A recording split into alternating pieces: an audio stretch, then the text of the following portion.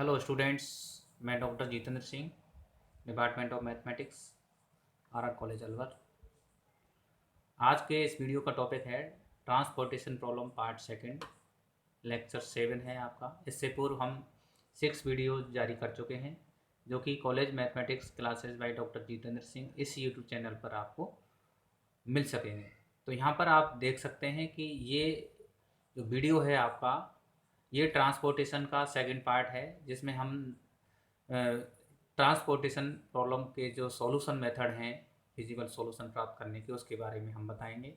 जिसका पहला मेथड हमने बताया था नॉर्थ वेस्ट कॉर्नर मेथड होता है, जिसको हम इस वीडियो के माध्यम से डिटेल में चर्चा करेंगे। तो यहाँ पर आप देख सकते हैं कि जो वीडियो है आपका, इसमें नॉर्थ कॉर्नर मेथड से रिलेटेड हम एक एग्जाम्पल लेके चलेंगे, उसके आधार पर आप इसको देखेंगे। तो यहाँ पर आधारी सुसंगत हल प्राप्त करने की जो विधियाँ हैं, methods for finding basic physical solution. तो यहाँ पर आप देख सकते हैं कि ये वाली जो कंडीशन है आपकी, यहाँ पर 3 मेथड हमने बताए थे, जो वीडियो आपका इससे पूर्व जारी किया गया है। इसमें हमने 3 मेथड के बारे में हम इसमें डिस्कस किया है। आज इस वीडियो में हम पहला जो मेथड है नॉर्थ वेस्ट कॉर्नर मेथड, इस मेथड के बारे में हम प्राप्त करेंगे। इस मेथड के माध्यम से हम किसी भी ट्रांसपोर्टेशन प्रॉब्लम का जो बेसिक फिजिकल सॉल्यूशन है आपका, इनिशियल बेसिक फिजिकल सॉल्यूशन, उसको हम प्राप्त करेंगे। तो इसके लिए हम देखते हैं कि ये जो मेथड है नॉर्थ वेस्ट कॉर्नर मेथड, जैसा कि नाम से भी फेमस है आपका, नॉर्थ और वेस्ट कॉर्नर को हम लेके हम इसको एलोकेट करेंगे। जो भी आपकी कॉस्ट आएगी, तो आपको एक कॉस्ट के रूप में मैट्रिक्स गिवन होगी। तो सबसे पहले हम इसके मेथड के बारे में हम डिस्कस करेंगे कि इसमें मेथड आपका जो है, उसका जो फर्स्ट स्टेप है वो है आपका start allocation from north west corner. इसको हम अपर लेफ्ट हैंड कॉर्नर भी कहते हैं। And allocate as much as possible north west corner cell आपका 1 1 आपका पहला होगा। इसके बाद इसी कॉलम में आपका 1 2 होगा, 2 1 होगा। इसके आधार पर आप इसको कंसीडर करेंगे। तो यहाँ पर इसमें अलॉटमेंट जो होगा आपका सप्लाई और डिमांड का, मिनिमम जो है आपका A1 और B1। A1 मान लीजिए आपकी सप्लाई है, B1 मान लीजिए इस कॉलम में के अकॉर्डिंग A1 सप्लाई है, B1 आपकी डिमांड है। तो इसमें जो मिनिमम होगा उसको हम एलोकेट करेंगे। तो सपोज कीजिए हमने कंसीडर किया है कि A1 मान लीजिए इसमें मिनिमम वैल्यू है दोनों में, तो इसको हम अलॉट करेंगे। जो कि A11 जो सेल है उसमें एलोकेट है, उसके आधार पर हम जो मैक्सिमम पॉसिबल होगा, जिसमें आपका A1 दिया गया है, जो कि आपका ये डिमांड का पार्ट हो सकता है या सप्लाई का पार्ट हो सकता है, उसको हम असाइन करेंगे। तो यहाँ पर इस कंडीशन को हम इसमें अप्लाई करेंगे, जो कि एक एग्जांपल के माध्यम से भी हम इसको बताएंगे। तो यहाँ पर आप सबसे पहले आपका A1 कंसीडर करेंगे। इसके बाद यदि इसकी डिमांड कंप्लीट है तो A2 के रूप में हम कंसीडर करेंगे। यदि इसमें डिमांड कंप्लीट है तो A3 के रूप में कंसीडर करेंगे। तो ये इस प्रकार आप कॉलम के आधार पर जो सप्लाई और डिमांड है उसको हम पूर्ति करते हुए नॉर्थ वेस्ट जो कॉर्नर है उसको यूज करते हुए upper hand left hand corner को यूज करते हुए इसको हम सॉल्व करेंगे। तो इसमें स्टेप जो सेकंड है आपकी, इसके आधार पर हम इसको कंसीडर करेंगे कि after allocate in cell 1 1 be consider next north west corner cell 1 2 4 remains V1 minus A1 demands or supply until the demand D1 is not complete। तो यहाँ पर इसको हम कंसीडर कर सकते हैं। तो विच इज, यहाँ पर जो कंडीशन अप्लाई करेंगे आप उसमें कंसीडर कर सकते हैं।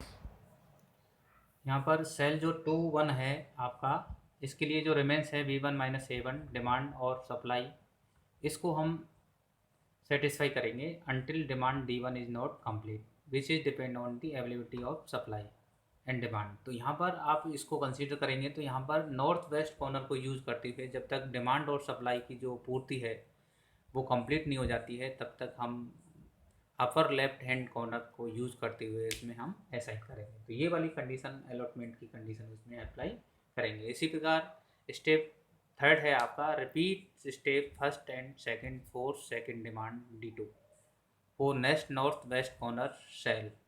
तो यहाँ पर आप इसको कंसीडर कर सकते हैं 1 2 2 2 2 3 इस प्रकार जो भी करस्पॉन्डिंग है नॉर्थ जो आपका अपर लेफ्ट हैंड कॉर्नर की कंडीशन को सेटिस्फाई करता है, जिसमें डिमांड और सप्लाई एग्जिस्ट है, उसी सेल को हम कंसीडर करेंगे which is depend on the availability of supply until all requirement are fulfilled with availability of conditions and find out the feasible solution by using allotted corresponding cell cost। तो यहाँ पर इसके आधार पर हम इसको फिजिबल सॉल्यूशन के आधार पर हम कंसीडर कर सकते हैं। तो ये वाली कंडीशन है, ये 3 स्टेप्स हैं आपकी।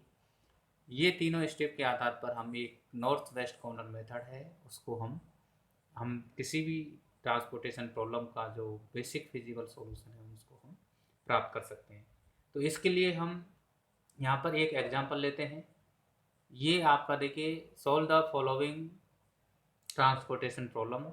ये D1 D2 D3 डेजिग्नेशन है आपके, ये ओरिजिन है आपके O1 O2 O3 O4। तो ये आपकी 4/3 की मैट्रिक्स है आपकी। ये सप्लाई है आपका, देखिए सप्लाई 5 8 7 14 इसका जो टोटल है आपका 34 है। इसी प्रकार डिमांड B1 7 है आपका, B2 9 है, B3 18 है। तो इनको भी यदि योग करते हैं तो ये भी 34 आएगा। तो ये बैलेंस ट्रांसपोर्टेशन प्रॉब्लम है आपकी, इसके आधार पर हम इसको कंसीडर करेंगे।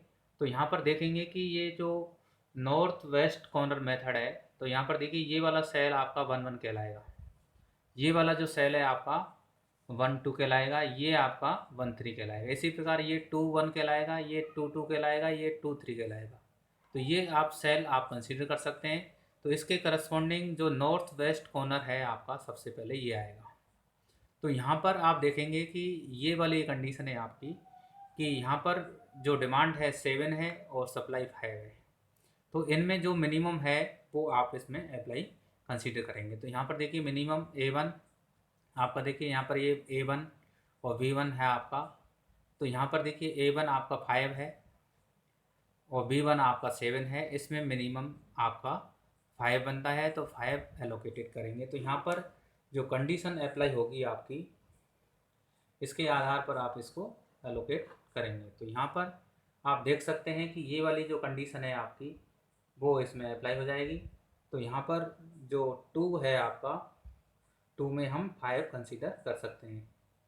तो ये 5 है आपका, ये इसमें एलोकेट हो जाता है। तो ये 5 जैसे ही एलोकेट कर दिया है तो यहाँ पर जो सप्लाई है ये कंप्लीट हो चुकी है।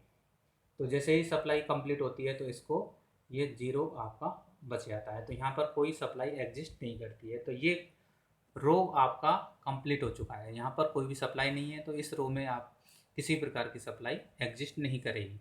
अब यहाँ पर देखिए सप्लाई के बाद आपकी डिमांड कितनी है, आपकी 7 है। तो 5 हमने पहले एलोकेट कर दी है। तो यहाँ पर जो बचेगा आपका 7 में से आपका 5 यदि एलोट कर दिया है तो आपका 2 बचेगा। तो यहाँ पर जो कंडीशन है आपकी, यहाँ पर यदि हम 7 को काट देते हैं तो ये आपका 2 बचेगा। तो यहाँ पर 5 ऑलरेडी दे चुके हैं, अब आपकी डिमांड 2 एग्जिस्ट करती है। तो लेफ्ट हैंड अपर कॉर्नर जो है आपका, अब यहाँ पर देखिए इस रो में आपका सप्लाई कुछ भी नहीं है। तो ये 0 आपकी सप्लाई है। तो यहाँ पर कुछ भी नहीं होगा आपका, ये ध्यान रखना। D2 और D1 का जो कॉलम है आपका इसमें कुछ नहीं होगा। तो यहाँ पर आप देखिए नेक्स्ट नॉर्थ वेस्ट कॉर्नर आपका ये आएगा 2 1। अब यहाँ पर देखिए डिमांड आपकी 2 एग्जिस्ट करती है परंतु सप्लाई 8 है। तो आप आसानी से इसको अप्लाई कर सकते हैं। तो यहाँ पर हम 2 से ज़्यादा हम नहीं दे सकते हैं क्योंकि इसकी डिमांड 2 है। तो यहाँ पर इसका जो नॉर्थ वेस्ट कॉर्नर है आपका 3 का, इसके आधार पर हम इसको कंसीडर कर सकते हैं। तो ये वाला आपका हो जाएगा आपका 2। तो इसको 2 देने के बाद अब यहाँ पर देखिए 2 दे दिया तो यहाँ पर क्या हो गया आपका 0। तो ये वाला जो डिमांड है आपकी ये 0 हो गई। अब हम नेक्स्ट चलते हैं। तो ये कॉलम और ये रो कंप्लीट हो चुके हैं। अब यहाँ पर देखिए ये सेकंड है आपका ओरिजिन सेकंड, इसके करस्पॉन्डिंग डिमांड कितनी थी आपकी 2 थी तो ये कंप्लीट हो गया। यहाँ पर सप्लाई 8 है तो 8 में से हमने 2 यहाँ पर दे दिया तो बचा कितना, 8 माइनस 2 6। तो यहाँ पर हम इसको कंसीडर कर सकते हैं। तो ये वाली कंडीशन है आपकी, ये आपका 6 बचेगा। अब यहाँ पर देखिए नॉर्थ, ये वाला कंडीशन है, इस कॉलम में कोई भी डिमांड एग्जिस्ट नहीं है। इसी प्रकार इस वाले कॉलम की बात करते हैं तो इस कॉलम में देखिए इसकी जो सप्लाई है आपकी यहाँ पर 0 है तो ये आपका इसमें कुछ नहीं आएगा। इस प्रकार यहाँ पर देखिए सप्लाई 6 एग्जिस्ट कर रही है यहाँ पर। तो यहाँ पर देखिए नेक्स्ट जो आपका सेल आएगा ये आप कह सकते हैं कि 2 2, नेक्स्ट जो सेल आएगा आपका इस 2 2 के रूप में आप कंसीडर कर सकते हैं। तो यहाँ पर देखिए इसमें आपका 2 2 जो सेल है, सेल वैल्यू है आपकी, उसमें कॉस्ट आपकी 3 है। तो यहाँ पर 6 आपकी सप्लाई है और 9 आपकी डिमांड है।